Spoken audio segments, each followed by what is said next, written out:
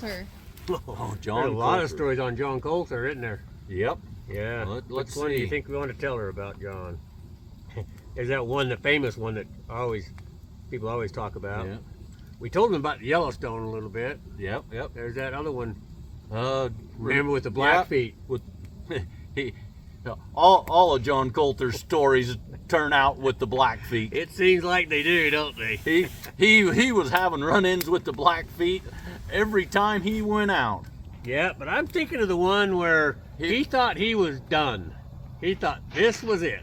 Yep. This is the end. When he was with old John Potts. Yep. That's the one That's you're what thinking I'm about? thinking of when he's at John Potts. John Potts. Yep. So you know John Colter and John Potts, they both were with Lewis and Clark in the Corps of Discovery. Yep. So they knew the hills. They'd been up in the hills for quite a while. Yeah. They'd been traveling together for quite some time too. In fact, off I think and on. John Colter, he never did come back down. When the store recovery came down, he almost did made it down, and somebody stopped between and sent him back up again. And he's still up in the hills. That's right. Every time he tried going back to civilization, Somebody would stop him. Somebody'd come along and Send him start back asking up. him questions about this place or that place, and he'd be like, Let "All me right, just show you. let me show you," and off he'd go again up in the mountains. Back up in the mountains again. But that one we're thinking of, he was with They were Potts. in, what fort was that? That was in Fort Raymond. Yeah, Fort Raymond. I And believe John helped build Fort Raymond. Yep, I believe he did do a little help on that. Yeah. But when we're talking about that's 1809.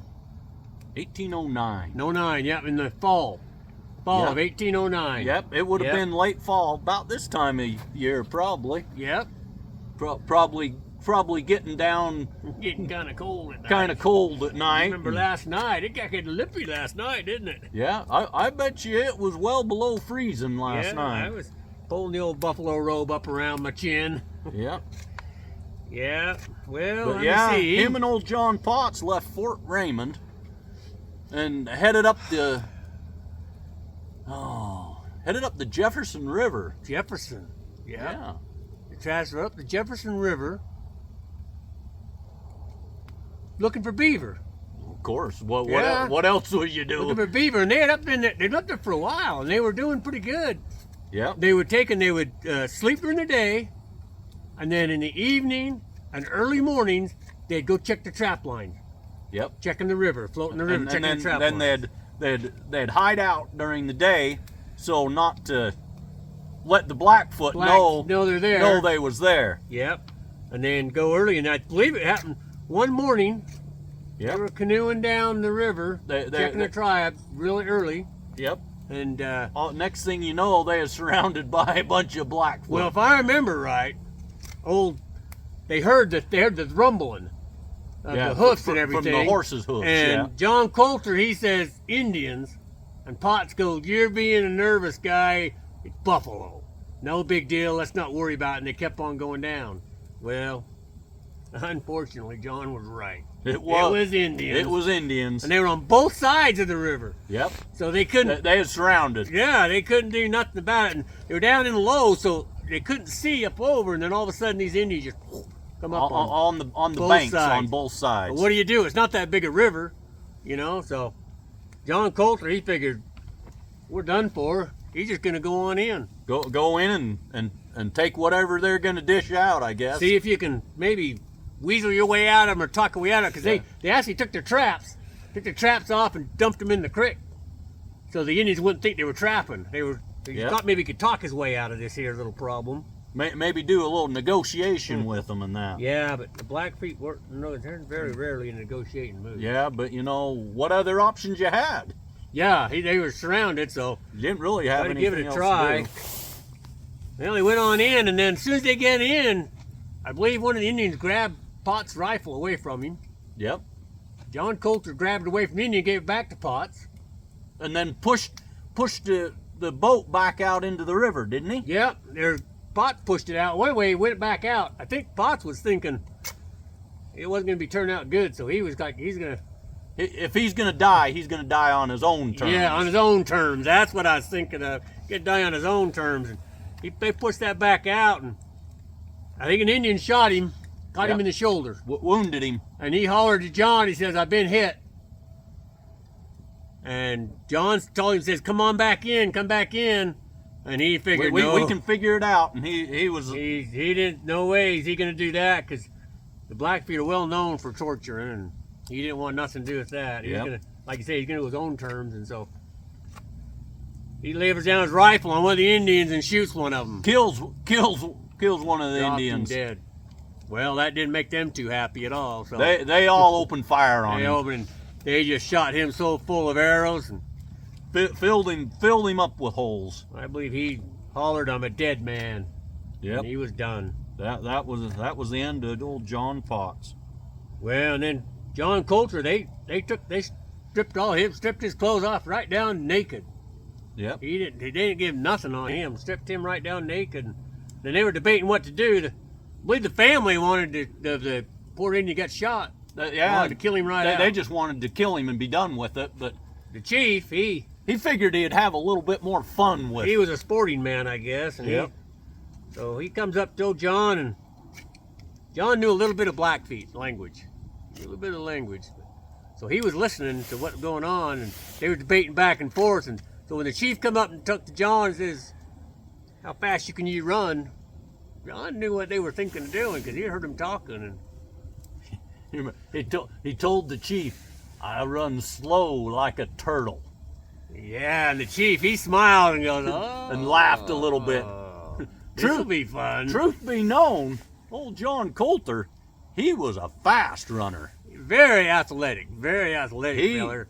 In fact, if you look at Lewis and Clark's journals, John Colter never showed up on the sick list the whole time they were gone. And he even got shot once. Yep, but he was a healthy man, strong man. Yep. So anyway, they took and stripped him down. The chief, he let him out in the open prairie there. Told him, "Go on, run." Started waving at him, "Run." To signal, because they didn't know he knew their language very well at all. So they tried to tell him to run. And John, he just started slowly walking away, nice and slow and calm like. And chief, he kept going, "Run, run, chewing him away, trying to get him to run. Meantime, all the braves are taking off all their heavy Heavy gear and everything, and they're stripping down just their loincloths so they can go fast and getting their spears out and ready. And John knew what was going on, so he waited until they were all ready to come at him. And as soon as this whole line of braves bolted and started to him, that's when John decided it was time to run. You'd be amazed how fast you can run when you get a bunch of braves coming at you. Yep. Yeah, and you know what their intent is? That's pretty good motivation to just move on out and get out of there. I believe when we talked to him, he said he was surprised at how fast he ran.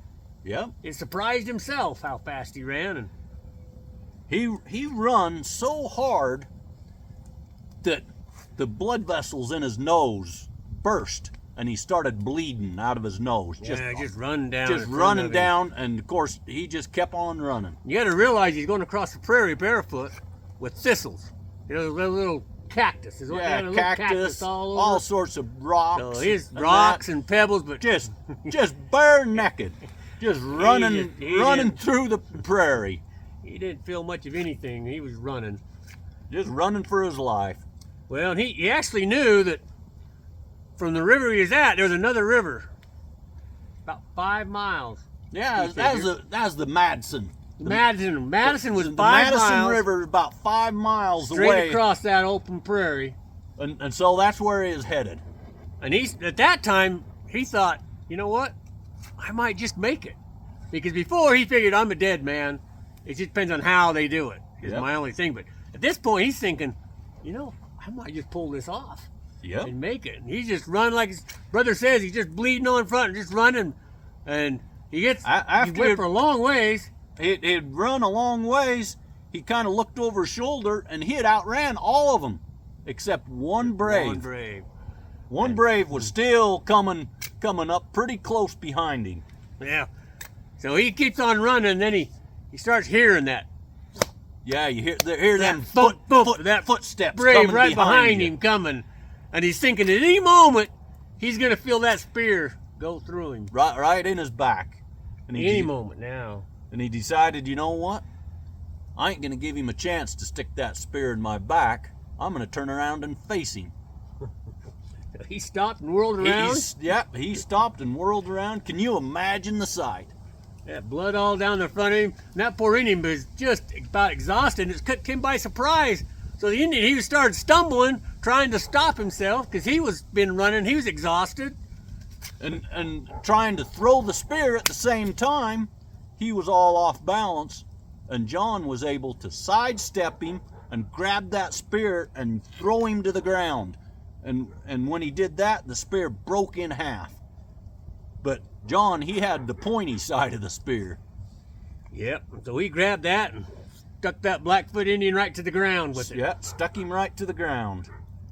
Pulled it out. And then he had that Indian had a good old faithful point blanket. Point blanket wrapped around him. So John grabbed that point blanket and the broken piece of spear and finished his run to the Madison River.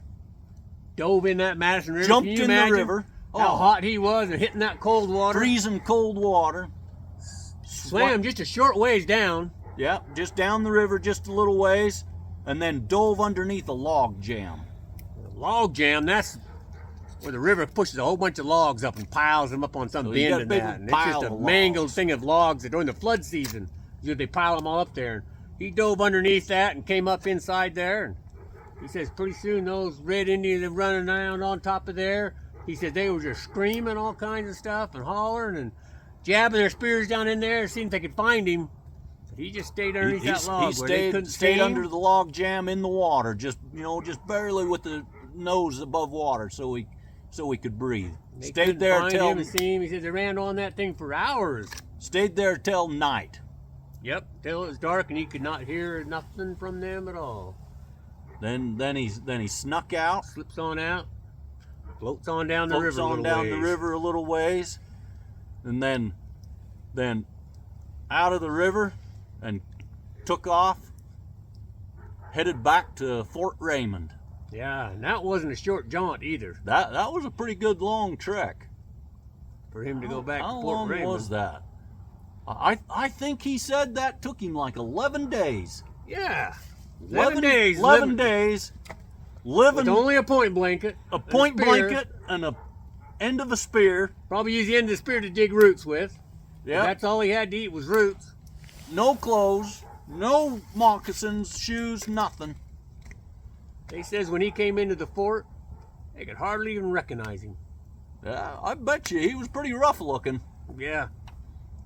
Yeah, that was quite a little jaunt for him. Everybody said they call it Colter's Run. I believe what they call it. Colter's Run. Colter's Run. Yeah. That would have been quite the run.